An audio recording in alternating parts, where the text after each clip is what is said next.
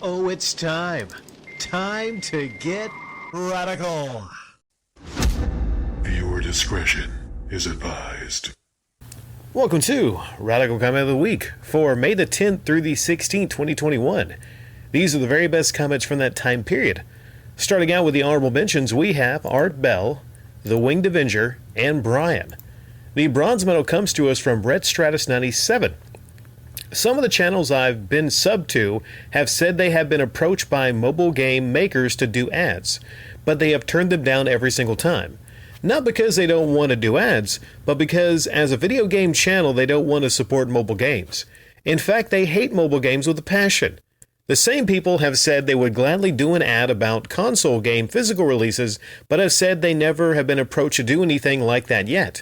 I'm starting to see more YouTubers, though, really try to separate their ads from their games they want to promote. Some like AVGN has now a skit where he says, "And now a message from our sponsor." So the argument now is that if they separate it out like that, purely saying that this is a sponsor, in their mind it doesn't ruin their credibility. Interestingly enough, I've never seen them decide to talk about that game ever before or after they do the sponsored ad for it. They completely avoid to do a deep review of it all on their own. Just wanted to share what I've been seeing about the topic. Now, it's one thing for the angry video game nerd to work in maybe something about, Jode Wood watches or ExpressVPN, but he talked about Raid Shadow Legends.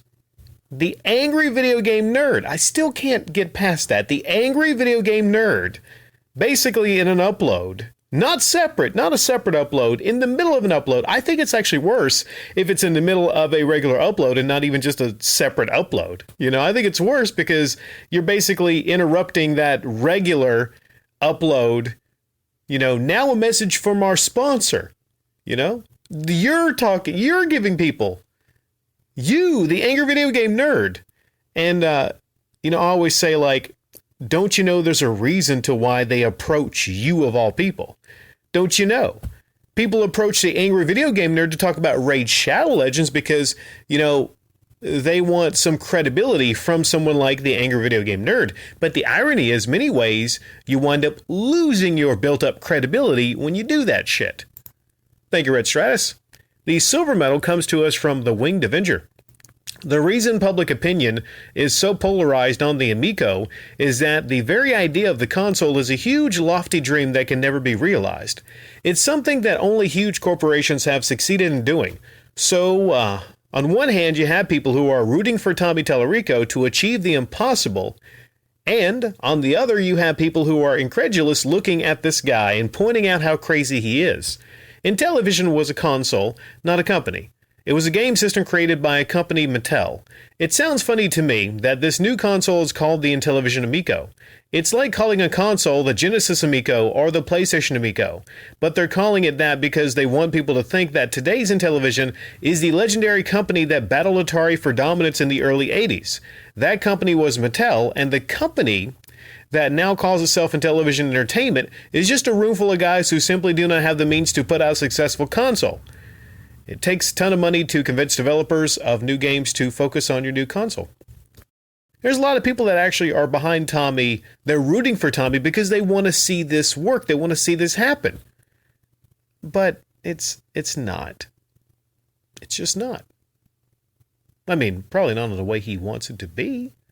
Like, you have hype men that hype things up. I'm not just talking about, what's going to be overpriced crappy consoles. Sorry, it's not just me saying this. Overpriced crappy consoles playing mostly, offering mostly mobile games. It's a lot of different. There's a lot of people out there that will hype and hype and hype and hype something up to the sky. And you just look at whatever they're hyping up and it doesn't make a lot of sense. Tommy is the hype man. It's weird that, he's behind it, but he's like the number one hype man. Like, he literally seems to be like, you ever know that one guy in a room that sees something and they laugh at it, but it's not really funny? And you're like, that's not really funny, man. Like, it's kind of cringe. And one guy's like, that's the funniest thing. That's the funniest thing I've ever seen. And everyone else is just looking like, nah, man, it's lame. It's like, what's your deal? I mean, that's Tommy. Polarized. I don't think it's a polarized opinion as much as like it's the general consensus opinion that as it stands, it is in no way, shape, or form something a lot of people are going to really take seriously. Thank you, The Winged Avenger. And the shiny gold medal this week comes to us from Martyville. Rick, I don't know if you are a fan or have watched Naruto at all. Maybe this is something that is interesting for you. This year, the Boruto anime, which is a sequel to Naruto, with his son as the main character, has finally started adapting stuff from the manga, which is written with actual care. And it's an arc that is as anticipated as anything Akatsuki related back in the day, so there is a certain amount of hype. People were watching basically about 200 episodes of sheer filler to reach anything of build-up in the teaser of episode 1. This is as bad as watching 200 episodes of filler between Naruto after Sasuke left the village till the beginning of Naruto Shippuden. The reason for that is the Boruto manga chapters come once per month while the anime comes out weekly, meaning for every new chapter you are getting 6 episodes, which means the anime will always catch up. Not a good idea to make your story dependent on the manga and be out ongoing, unlike stuff like My Hero Academia. Back to my point, now the major story arc started, you would expect the studio animating would put their A game in terms of animation. Sadly, the first major fight where Naruto, who is Hokage in Boruto, fights on his own looks like a fan animation. Choreography is fine, but it shows that they don't really care to make up for the fact people stuck for years watching basically nothing just to get to this point. And certainly it makes sense not to watch this crap if it takes 200 episodes to get anywhere near good. I can hardly tolerate 10 episodes, but this is the successor to one of the most beloved shonen, Naruto. One of the big 3 with One Piece and Bleach. If you want to see it yourself, it's Boruto episode 198 or just search for Naruto vs. Delta. Even the fans who watch the show make fun of it. I read the manga of Boruto out of curiosity, and I have to say that story arc they are adapting as well as this fight is done very well and rival any story arc. For some reason, the bottom of this was cut off. My apologies here. Here's what we will do. There's going to be a rough edit here. And then we're going to come back, and I'll find the rest of this comment. I see the only word that I cut off here was Shippuden. Shippuden. Poop. Talking about poop. Hey, let's talk about crap. The animation was crap in that episode. Anything having to do with the main character, well, not the main character, I guess Boruto, his son would be the main character of that show, Naruto, and his fight with Delta.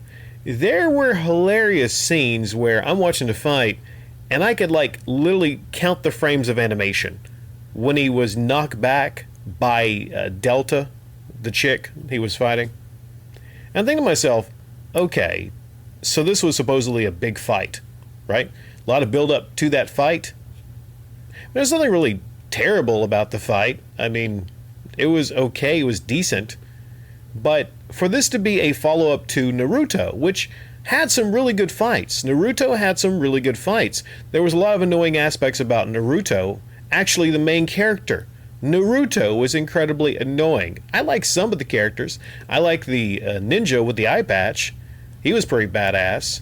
I like a couple of the characters. Naruto, if you take some things away or you change some of the things about it, it's not that bad. Way too long, though. Way too freaking long. But here's one thing that Naruto got right over this Boruto. The animation. Correct me if I'm wrong here. Boruto should be superior, at least in animation, to, an older, series like Naruto. When did Naruto start? Maybe mid-2000s? Okay. Let's compare this fight with Delta and... Again, you said this is a really hyped up fight. Let's compare this fight with Delta and Naruto versus Rock Lee, the guy that wears the leg weights, and the Sand guy. Just look up the fights. In no way, shape, or form is the animation on any level to that. And I think that's really a sad thing because, you know, you got all this filler and you're making people wait for a big fight and the animation is crap. And you use the word tolerate. It comes down to tolerate. I think if there's a huge payoff, sometimes you can tolerate watching a show, whether it's an anime, whether it's a TV show, whether it's a movie, if it's a long movie. If it's a huge payoff, there's something that you get in return for investing your time, then I don't think sometimes you mind it. But that much of a build-up to that, I'd hate to see what some of the lesser fights look like.